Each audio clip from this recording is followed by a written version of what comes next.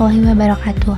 Halo semuanya, perkenalkan nama saya Isya Nadira Putri dengan NIM 2403664. Di sini saya akan memaparkan apa isi dari artikel yang telah saya buat dengan judul Kepemimpinan dalam Institusi Pendidikan sebagai Bentuk Revolusi Mental. Judul Kepemimpinan dalam Institusi Pendidikan sebagai Bentuk Revolusi Mental dipilih karena menggambarkan peran strategis pemimpin dalam mentransformasi institusi pendidikan di Indonesia untuk menghadapi tantangan zaman. Revolusi mental dimaknai sebagai upaya mengubah pola pikir, budaya kerja, dan sistem pendidikan agar lebih progresif, inovatif, dan berdaya saing. Hal ini relevan dengan kondisi pendidikan di Indonesia yang masih menghadapi kesenjangan kualitas, di mana pemimpin yang visioner dan adaptif dapat menjadi penggerak utama perubahan. Selain itu, kepemimpinan yang efektif berkontribusi langsung pada tujuan negara mencerdaskan kehidupan bangsa seperti yang diamanatkan dalam pembukaan Undang-Undang Dasar 1945. Di era transformasi teknologi, peran pemimpin semakin penting dalam memanfaatkan teknologi tersebut, meningkatkan kualitas sumber daya manusia, dan menciptakan lingkungan belajar yang kondusif. Judul ini tidak hanya menyoroti pentingnya kepemimpinan dalam mengatasi tantangan, tetapi juga menekankan kontribusi besar pemimpin dalam mengembangkan institusi pendidikan dan membangun generasi yang berkarakter unggul. Sebagaimana yang tercantum dalam pembukaan Undang-Undang Dasar 1945, salah satu tujuan negara Republik Indonesia adalah mencerdaskan kehidupan bangsa. Tujuan ini menjadi landasan utama bagi seluruh institusi pendidikan di negeri ini, baik dari tingkat dasar, menengah, hingga perguruan tinggi. Setiap institusi pendidikan memiliki visi besar untuk mewujudkan tujuan tersebut. Namun dalam pelaksanaannya, kualitas pertumbuhan dan pencapaiannya seringkali berbeda-beda. Ada beberapa faktor utama yang mempengaruhi hal ini. Yang pertama ada kualitas kepemimpinan di dalam institusi pendidikan. Seorang pemimpin seperti kepala sekolah ataupun rektor bukan hanya bertanggung jawab atas administrasi, tetapi juga memiliki peran strategis dalam mempengaruhi kebijakan, proses pembelajaran, hingga pembentukan budaya organisasi. Peran pemimpin dalam institusi pendidikan berperan sebagai nahkoda yang mengarahkan kapal organisasi. Mereka memiliki tanggung jawab untuk memastikan bahwa visi dan misi institusi dapat terwujud dengan baik. Dalam praktiknya, pemimpin tidak hanya mengelola administrasi, tetapi juga bertugas memotivasi tenaga pengajar, membimbing siswa, dan menciptakan inovasi di bidang pendidikan. Selain itu, pemimpin juga harus fleksibel dalam menghadapi berbagai tantangan, seperti perubahan yang kerap kali terjadi dan keterbatasan sumber daya seperti anggaran atau fasilitas, hingga dinamika kebutuhan siswa dan staf yang semakin kompleks. Kepemimpinan transformasional menjadi salah satu pendekatan yang sangat relevan, karena berfokus pada kolaborasi dan penggerakan semua elemen organisasi untuk mencapai tujuan bersama. Menurut Lusitania dan rekan-rekannya, gaya kepemimpinan dapat dikelompokkan ke dalam beberapa kategori. Yang pertama, gaya otokratis. Pemimpin dengan gaya ini cenderung otoriter, mengambil keputusan dengan cepat tanpa banyak melibatkan anggota timnya.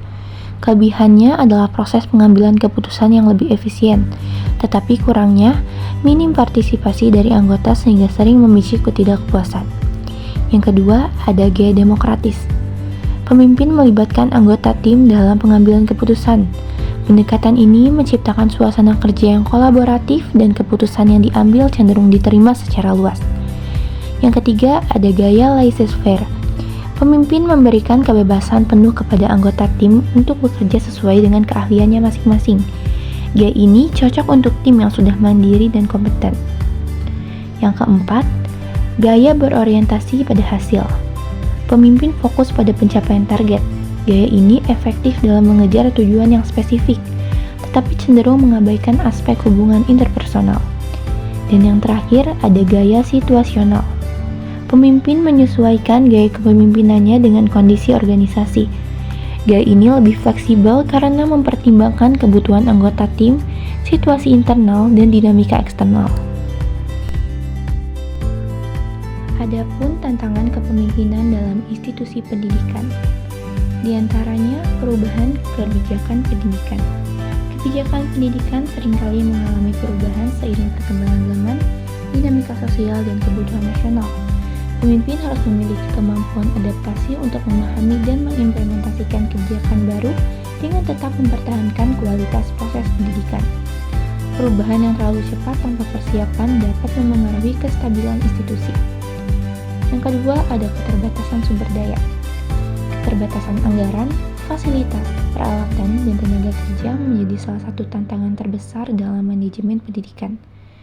Pemimpin dituntut untuk kreatif dalam memanfaatkan sumber daya yang tersedia secara optimal, termasuk mencari alternatif pendanaan atau kerjasama dengan pihak luar. Yang ketiga, kepemimpinan yang efektif. Kepemimpinan yang efektif memerlukan kemampuan untuk mempengaruhi, menggerakkan, dan membimbing anggota tim. Pemimpin harus memiliki visi yang jelas, kemampuan pengambilan keputusan yang baik, dan keterampilan untuk menciptakan lingkungan kerja yang kondusif. Kegagalan dalam kepemimpinan dapat berdampak langsung pada kualitas pendidikan yang dihasilkan. Lalu, ada koordinasi yang tidak lancar. Koordinasi yang buruk di antara anggota tim dapat menghambat kelancaran operasional institusi. Pemimpin harus mampu membangun komunikasi yang efektif, menjembatani perbedaan pendapat, dan menciptakan sinergi di antara seluruh elemen organisasi. Yang kelima, ada perubahan anggota. Pergantian anggota tim, baik karena rotasi, promosi, atau pengunduran diri, dapat memengaruhi stabilitas kerja tim. Pemimpin harus mampu menjaga kesinambungan kerja dengan memastikan transfer pengetahuan dan adaptasi anggota baru berjalan dengan baik. Dan yang terakhir, menjalin hubungan baik dengan stakeholder. Stakeholder seperti pemerintah, orang tua siswa, masyarakat, dan mitra kerja memiliki peran penting dalam mendukung keberhasilan institusi pendidikan. Pemimpin perlu memiliki keterampilan interpersonal yang baik, seperti kemampuan mendengarkan, empati, dan problem solving, untuk membangun hubungan yang harmonis dengan semua pihak. Tantangan-tantangan tersebut memerlukan pemimpin yang tangguh, inovatif, dan berorientasi pada solusi untuk memastikan institusi pendidikan mampu mencapai visi dan misinya meskipun dihadapkan pada berbagai tantangan ataupun hambatan.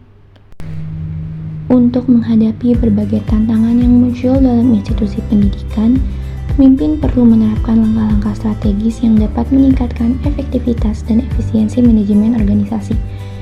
Ada 3 solusi utama yang bisa dilakukan.